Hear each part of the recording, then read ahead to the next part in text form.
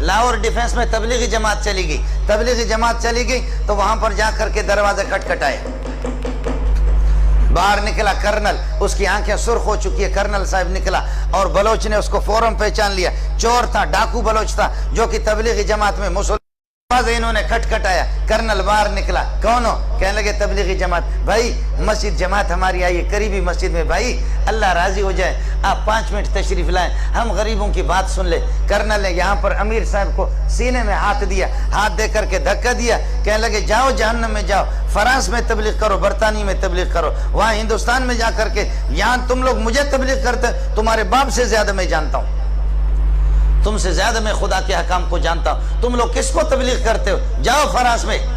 آپ سمجھ رہے؟ ذرا سن لینا، آپ کو مزہ آئے گا۔ ارے تو نے سارا نظام کر، بیٹھ جا اپنی جگہ پر۔ کرنل صاحب نے یہاں پر سینے میں ہاتھ دے کر کے دھکا دیا امیر صاحب کو، کہنے لگے جاؤ جہنم میں، ادھر جا کر کے فرانس میں تبلیغ، مسلمانوں کو تبلیغ کرتے ہو، ہم تم سے زیادہ جانتے ہیں۔ آپ میری بات سمجھے؟ ہے بلوچ اٹھا آگے، کہا امیر صاحب ہم کو چھوڑو، امیر صاحب تم ہم کو چھوڑو۔ کہا اوے کرنل، اللہ اکبر، کہا اوے کرنل، کہا مارچ کے فلان تاریخ کو، یاد ہے آپ کو؟ مارچ کے فلان تاریخ کو کراچی سے تو 2-3 گاڑیوں میں اپنے فوجیوں سمیت، تمہاری فیملی بھی تمہارے ساتھ ہی ہے گاڑی میں، فوجی بھی 1-2 گاڑیاں آپ کے ساتھ تھیں، آپ کوئٹہ جا رہے تھے، خزدار سے جب آپ گزرے، فلان پہاڑ پر جب آپ گزرے، آپ کو یاد ہے کہ دائیں بائیں طرف پہاڑوں پر مورچوں پر لوگ بیٹھے ہوئے تھے، اور وہاں کچھ کوئی نقاب پوش، اڑے کوئی نقاب پوش تھا، اڑے تم کو یاد ہے ایسا کوئی نقاب پوش تھا؟ اڑے تم کو یاد ہے کوئی ایسا نقاب پوش تھا؟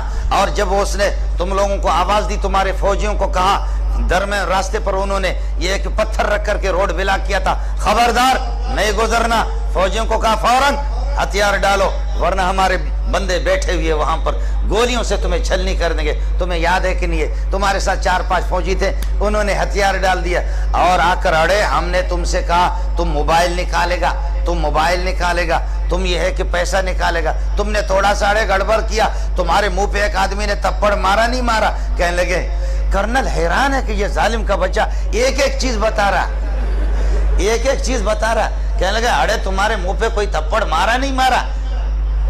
کہتے مارا، کہتے اڑے وہ ہم تھا، اڑے وہ ہم تھا۔ آپ سمجھ رہے؟ وہ کہتا کہ کیا بھئی؟ اڑے وہ ہم تھا، اس وقت تو بدماش تھا، تجھ سے بڑا بدماش میں تھا، تیری جرت میں نے دیکھی، تو قسم اٹھا، تیرے آنسو آ رہے تھے نہیں آ رہے تھے؟ اللہ اکبر، اللہ اکبر۔ اللہ نے کرنل کے دل کو فوراً بدل دیا۔ میرا خالق ان قلوب بنی آدم بین اصبع الرحمن یقلبها کیف یشاء، ابن آدم کے دل سارے میرے خالق کے دست قدرت میں ہے، اللہ جیسے چاہتا پھیر دیتا ہے۔ کرنل کے آنسو آگے امیر صاحب کے پاؤں پہ پڑنے لگے، کہنے لگے امیر صاحب خدا الیاس کے قبر پر نور نور اور رحمتوں کی بارش کر دے۔ الیاس کیسے؟ اس قسم کے بغیرت اور ایسے جانور بلوچوں کو بھی تم نے مسلمان بنا دیا، خدا الیاس پر رحم کرے۔ اس قسم کے ذلیل بلوچوں کو، اس قسم کے ڈاکوؤں کو تم نے، اللہ اکبر۔ کرنل نے کہا میں تم سے معافی مانگتا ہوں، تم سے وہ کرنل ٹھیک ہو گیا، لیکن کرنل چلتے چلتے ان کا دوست ہو گیا، دوست ہو کہنے لگے تمہاری بات واقعتاً ایسے جانور کو اس ظالم کے بچے نے میری بیوی کے سامنے میرے منہ پہ تھپڑ مارا، اس ظالم کے بچے نے ہمارے جیب بھی خالی کے 5 روپے بھی نہیں چھوڑے۔ قربان جاؤں الیاس کی قبر پہ، قربان جاؤں کہ ایسے لوگوں کو ہم لوگ فوجی لوگ قابو نہیں کر سکے۔ شاباش شاباش، ان کو تبلیغیوں نے ان کو کنٹرول کر لیا۔ پھر کرنل نے تھوڑی دیر کے بعد مذاق کیا، کہتے وے بلوچ کا بچہ، اڑے تمہارا باپ یہاں سے جائے گا، ابھی میں فوجیوں کو فون کرتا ہوں، تم کو پکڑ کر کے تم کو الٹا لٹکائیں گے۔ تو کیا کہتے ہیں بلوچ کا؟ اڑے تم فوجی کو فون نہیں کرے گا، ہم تمہارا گلا دبائے گا۔ آپ سمجھ رہے نہیں سمجھ رہے؟